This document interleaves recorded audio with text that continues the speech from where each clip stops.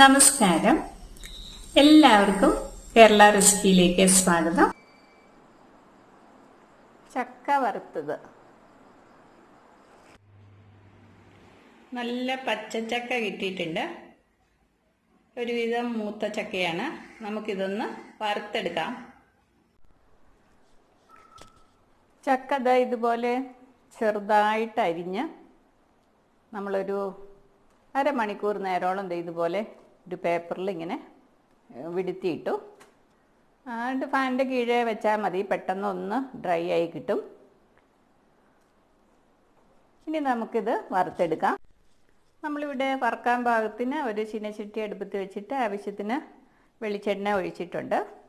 ഇനി നമുക്ക് കുറച്ച് വെള്ളം എടുത്തിട്ട്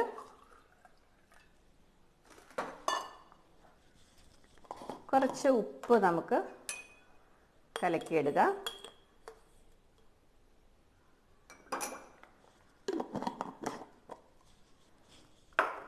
ഇത് നല്ല രീതിയിൽ കലങ്ങുന്ന മാതിരി എടുക്കണം. എണ്ണ ചെറുതായിട്ട് ചൂടായി തുടങ്ങി. ഇത് കുറച്ച് കറിവേപ്പില നമ്മൾ എണ്ണയിലൊന്ന് മൂപ്പിച്ച് കോരുകയാണ്. കറിവേപ്പില നല്ല രീതിയിൽ മുരിഞ്ഞു വന്നു. നമ്മളിത് വറുത്ത് കോരി. ഇനി നമുക്ക് ഈ എടുത്ത് വെച്ചിരിക്കുന്ന ചക്ക ഇട്ട് കൊടുക്കുക.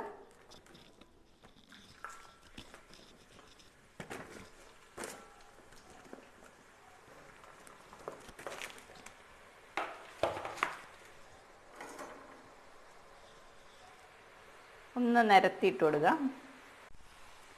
ഇപ്പോൾ ഇതിൻ്റെ പതയൊന്ന് ചെറുതായിട്ടൊന്ന് ചെറിയ പത പോലെ വന്നിട്ടുണ്ട്. നമ്മൾ ഇട്ട സമയത്ത് നല്ല പതയായിരുന്നല്ലോ. ഈ സമയത്ത് നമ്മൾ ഈ കലക്കി വെച്ചിരിക്കുന്ന ഉപ്പ് ആദ്യം കുറച്ച് ഒഴിച്ച് നോക്കുക എത്ര വേണമെന്നുള്ളത്.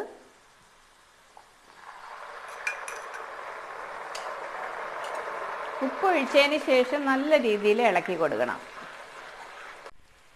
ഉപ്പ് ഒഴിച്ചതിന് ശേഷം ആ ഒഴിച്ച വെള്ളമെല്ലാം വറ്റി ഇതുണ്ട്. അപ്പോൾ ചെറിയ പതയായി. ഈ സമയത്ത് നമുക്ക് ഒരെണ്ണം എടുത്ത് ഒന്ന് കഴിച്ച് നോക്കാം അതിൻ്റെ ഉപ്പ് പാകമാണോ എന്നുള്ളത്.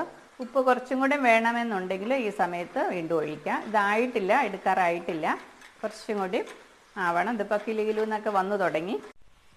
ഇപ്പം പതയെല്ലാം അടങ്ങിയിട്ടുണ്ട്. ഇപ്പോൾ ഇത് ഒരെണ്ണം എടുത്ത് കടിച്ചു നോക്കിയാൽ നല്ല ക്രിസ്പി ആയിട്ടിരിക്കുകയാണ്. ഇതിപ്പോൾ കോരാറായി എന്നാണ് അതിൻ്റെ അർത്ഥം. ഒട്ടും തന്നെ ഇപ്പോൾ പതയില്ല. നമുക്കിത് കോരി മാറ്റാം.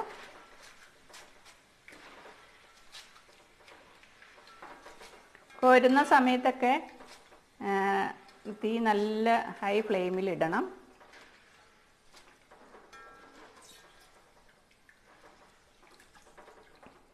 ഇപ്പോൾ നല്ല ഹൈ ഫ്ലെയിമിൽ കിടക്കുകയാണ്. ഒന്ന് ഇതുപോലെ ഒന്ന് കോരിയതിന് ശേഷം വീണ്ടും ഇതിലേക്ക് ഒന്നുകൂടെ ഇടുക.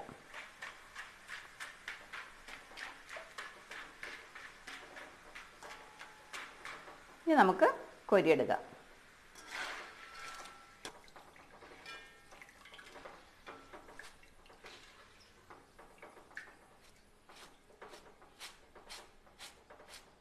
ഇതുപോലെ ഒരു അരിപ്പ പാത്രത്തിലേക്ക് മാറ്റാം. ഇനി നമുക്ക് ഇതുപോലെ തന്നെ അടുത്ത ട്രിപ്പ് ഇടാം.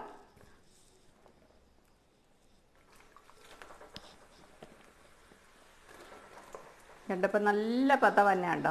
അപ്പോൾ അത് ഒന്ന് അടങ്ങുമ്പോഴാണ് നമ്മൾ ഉപ്പ് ഒഴിക്കുന്നത്. കണ്ടപ്പോൾ നല്ല പതയാണ്. ഇനി ഇതുപോലെ നമുക്ക് എല്ലാം വറുത്ത് കോരിയെടുക്കാം. ഇതുപോലെ അരിപ്പ പാത്രത്തിൽ ഒരു 10 മിനിറ്റോ 15 മിനിറ്റോ വെച്ചതിന് ശേഷം നമുക്ക് ഇതുപോലെ ഒരു പേപ്പറിലേക്ക് ഒന്ന് നിരത്തിയിട്ട് കൊടുക്കാം. അപ്പോൾ ഇതിനകത്തുള്ള അധികം ഓയിൽ ഈ പേപ്പർ വലിച്ചോളൂ. അതിന് ശേഷം ഈ ചക്ക ശരിയായ രീതിയിൽ ആറിയെന്ന് കാണുമ്പോൾ തന്നെ നമുക്ക് നല്ല കണ്ടെയ്നറിൽ ആക്കി സൂക്ഷിക്കാവുന്നതാണ്. ഇനി ഇതിൻ്റെ മേലേക്ക് നമ്മൾ ചൂടുള്ളത് ഇട്ട് കൊടുക്കരുത്. ഇത് ആറി കഴിഞ്ഞ് കഴിയുമ്പോൾ പതുക്കെ ഈ സൈഡിലേക്ക് മാറ്റിയതിന് ശേഷം അടുത്ത ട്രിപ്പ് ഇവിടെ ഇട്ട് കൊടുക്കണം. അപ്പോഴത്തേക്ക് ഇത് പൂർണ്ണമായും ആറിയിട്ടുണ്ടാവും. ഇത് എന്നിട്ട് നമുക്ക് മാറ്റി ടിന്നിലിട്ട് കൊടുക്കാം. ഇതിങ്ങനെ നിരന്ന് കിടക്കട്ടെ. ഇതിൻ്റെ ഓയിലെല്ലാം ഈ പേപ്പർ വലിക്കട്ടെ. അങ്ങനെ ചക്ക വറുത്തത് ഇവിടെ റെഡി ആയിട്ടുണ്ട്. നമ്മൾ വെളിച്ചെണ്ണയിലാണ് ചക്ക വറുത്തിരിക്കുന്നത്. അതുകൊണ്ട് അമ്മമാരോടൊക്കെ ഒരു റിക്വസ്റ്റ് ഉണ്ട്, വെളിച്ചെണ്ണയിൽ ചക്ക വറുത്തിട്ട് അടുത്ത ചക്കയുടെ സീസൺ വരെ ഒന്നും കാത്തു വെച്ചേക്കരുത്. ഇത് ഇരിക്കുന്തോറും ഇതിൻ്റെ ടേസ്റ്റിന് വ്യത്യാസം വരും. കടകളിൽ നിന്നൊക്കെ മേടിക്കുന്നത് പാം ഓയിൽ വറുത്തതാണ്. അതുകൊണ്ട് അത് എത്ര ഇരുന്നാലും പെട്ടെന്ന് അങ്ങ് കേടാവില്ല. അപ്പോൾ വെളിച്ചെണ്ണയിൽ, നല്ല ശുദ്ധമായ വെളിച്ചെണ്ണയിൽ വറുത്ത ചക്ക വറുത്തതിന് നല്ല ടേസ്റ്റുമാണ്. കടകളിൽ നിന്ന് മേടിക്കുന്നതിന് അത്ര ടേസ്റ്റ് ഇല്ല. പക്ഷേ ഇരിക്കുന്തോറും വെളിച്ചെണ്ണയിൽ വറുത്തതിൻ്റെ രുചി കുറഞ്ഞു കുറഞ്ഞു വരും. അപ്പോൾ എത്രയും പെട്ടെന്ന് അത് തിന്ന് തീർക്കുന്നത് തന്നെയാണ് ഏറ്റവും നല്ലത്. എല്ലാവരും ഒന്ന് ട്രൈ ചെയ്ത് നോക്കണം. നന്ദി.